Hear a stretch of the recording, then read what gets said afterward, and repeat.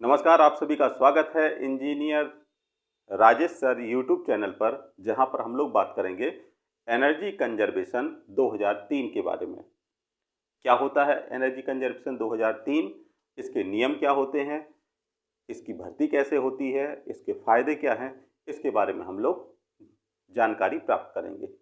जैसा कि आप लोग जानते हैं कि एनर्जी कंजर्वेशन एक्ट 2003 में इसके जो डायरेक्टर हैं उनका जो कार्यकाल होता था, पहले होता था 3 वर्ष का, फिर उस 3 वर्ष को बढ़ाकर 5 वर्ष कर दिया। 5 ईयर का टाइम पीरियड होता है डायरेक्टर के लिए। कौन से? एनर्जी कंजर्वेशन के डायरेक्टर के लिए। जहां पर यदि भर्ती की बात हो तो पहले इस विभाग में भर्तियां करते थे केंद्र सरकार, फिर उसके बाद खुद एनर्जी कंजर्वेशन डिपार्टमेंट भर्ती करने लगा। विद्युत अधिनियम 2003 विद्युत क्षेत्र में गुणवत्ता परिवर्तन लाने का प्रयास करता है, जिसमें क्या होगा, गुणवत्ता को इम्प्रूव करना होता है, बढ़ाना होता है। अधिनियम सरकार को विनिमय से दूर करके बिजली क्षेत्र के लिए विकास के उदार ढांचे का निर्माण करता है। यह भारतीय विद्युत अधिनियम 1910, विद्युत आपूर्ति अधिनियम 1948 और विद्युत विनायक आयोग अधिनियम 1998, ये 3 अधिनियम हो गए हैं। इन सब 3 अधिनियमों का ही एक नया कॉम्बो मिक्सचर है एनर्जी कंजर्वेशन एक्ट 2003। ये तीनों ही जो 3 प्रकार के जो एक्ट हैं उनका ही ये मिश्रण है।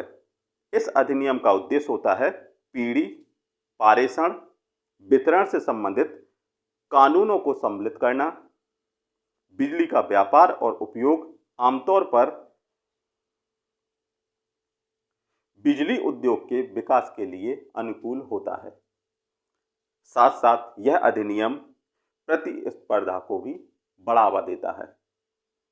उपभोक्ता के हितों की रक्षा करने, सभी क्षेत्रों में विद्युत की आपूर्ति करने, विद्युत दरों में युक्तिकरण, सब्सिडी के बारे में पारदर्शिता के लिए इस अधिनियम का उपयोग किया गया है। अब बात करेंगे कि इस अधिनियम के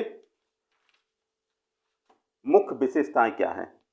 इस अधिनियम की पहली विशेषता होती है वितरण लाइसेंस धारक ऊर्जा उत्पादन करने के लिए ही स्वतंत्र होता है। मतलब जो ऊर्जा उत्पादन कर रहा है तो वो लाइसेंस धारक होना चाहिए, तभी आप ऊर्जा का उत्पादन कर सकते हैं।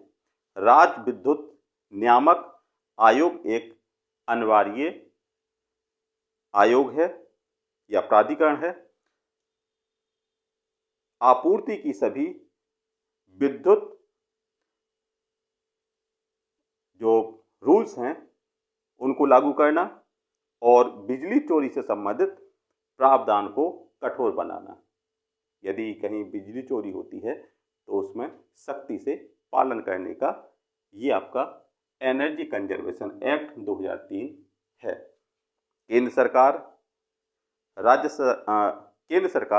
राज्य सरकार के परामर्श से एक राष्ट्रीय विद्युत नीति तैयार करती है तथा लाइसेंस मुक्त पीढ़ी व वितरण के लिए यह प्रावधान धारा 5 के अंतर्गत आ जाता है।